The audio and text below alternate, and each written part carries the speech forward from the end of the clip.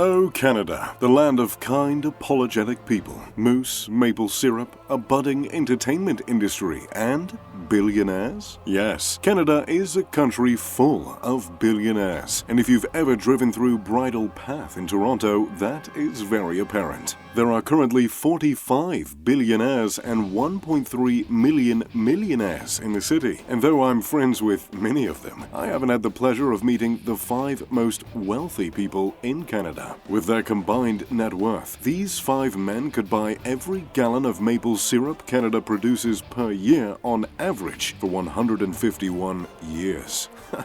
That's a lot of syrup.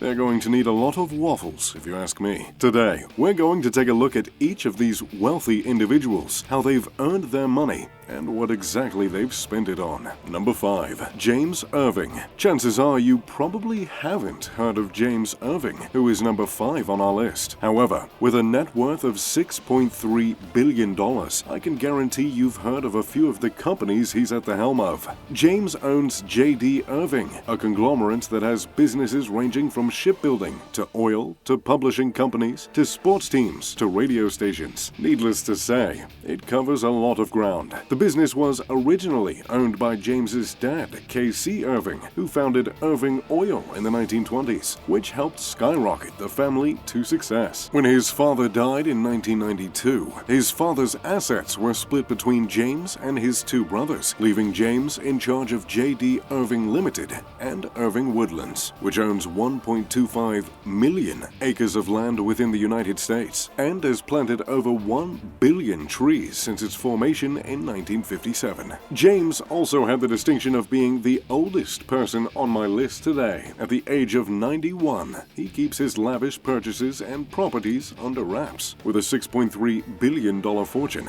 I'm sure he's enjoying his time up in Canada. Number 4. David Cheriton. The next person on our list made his billions largely by being an angel investor, that is. David Cheriton has a staggering net worth of $6.4 billion, which he earned primarily by having a keen eye for successful businesses and marketing plans. After earning a PhD in computer science from the University of Waterloo, David quickly got started co-founding company after company to roaring success. His first business was Granite Systems, founded with a college buddy, which was bought by Cisco shortly after its creation. In 1998, David became an angel investor for a small little startup you might have heard of, Google. As if helping fund Google wasn't enough, David went on to co-found and invest in Kelia, Aster Data Systems, and Tintree, all of which have gone on to make him millions and millions of dollars. It's safe to say David has a good eye for making billions, but how exactly does he spend them? Well, he doesn't. David is known well for being a cheapskate billionaire. He has no giant houses, no fancy cars, no private jets, or expensive jewelry. While I can't relate to any of his choices, I have to commend him for it. Because when he does spend his money, he spends it on things that truly matter. Namely, charity. David has donated $25 million to the University of Waterloo, $9.5 million to the University of British Columbia, and another $7 million to Stanford University. Number 3. Galen Weston. The majority of billionaires in the world come from old money, and the next person on our list is no exception. Galen Weston has a net worth of $9 billion. His wealth can be traced back to 1882, when his grandfather founded George Weston, a food processing and distribution company. However, Galen didn't earn the reins to his family's company right off the bat. He started by creating his own chain of small grocery stores in Ireland back in the 1960s. After seeing his success, his father gave him control of Loblaws, which at the time was a struggling grocery store chain.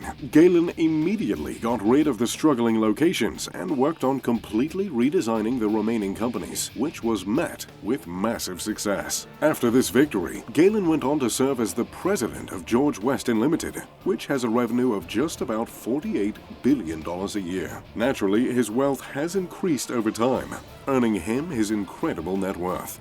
Much like David, Galen has spent a lot of his fortune on philanthropy. He has a foundation that regularly funds scientific research, supports the environment, and supports the Salvation Army. However, unlike David, Galen likes a few of the finer things in life, and I can relate. In 2010, Galen purchased a $5.8 million home in Toronto. Now, Toronto is a beautiful city, but winter there isn't most people's cup of tea. When you're as rich as Galen, that isn't a problem. Following in the footsteps of billionaires all over the world, Galen also purchased a vacation home in Vero Beach, Florida. Number 2. Joseph Tsai. Having the distinction of being both the runner-up and the youngest person on our list, Joseph Tsai has a net worth of $10.2 billion.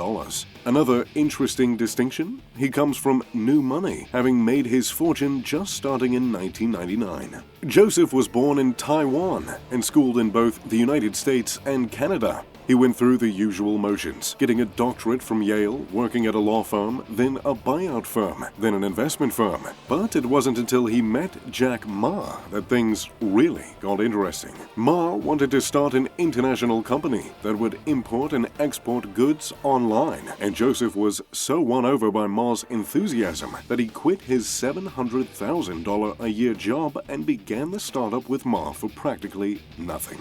The company could have flopped, but of course, it didn't. It went on to become Alibaba, which is now one of the top 10 most valuable companies in the world. Its online sales add up to more than Walmart, Amazon, and eBay combined. In short, they're making an insane amount of money every year.